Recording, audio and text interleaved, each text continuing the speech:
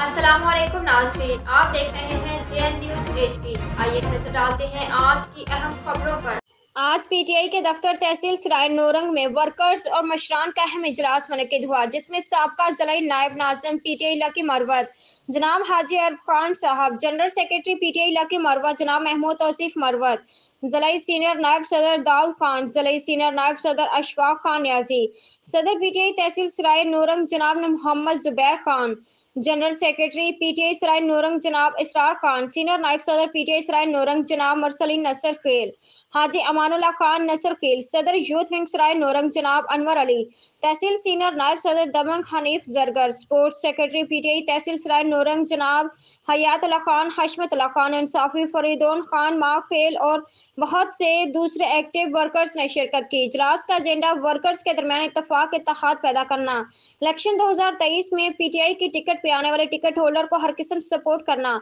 आने वाले तमाम ओहदेदारान वर्कर्स ने इस बात पर जोर दिया कि हर हाल में मुत्तहिद होना है, आपस में ज़ाती रंजिशों को रद्द करके पार्टी के लिए सोचना होगा, मुखालफिन को इस बार टफ टाइम देना है। आने वाले इलेक्शन में हमारा मुकाबला मुल्क के तमाम सियासी पार्टियों बाशमूल सिस्टम से है, इसलिए जो भी उम्मीदवार PK 107 और NX 41 से PTI की टिकट से आएगा तो वर्कर्स उनको हर किस्म का सपोर्ट देंगे।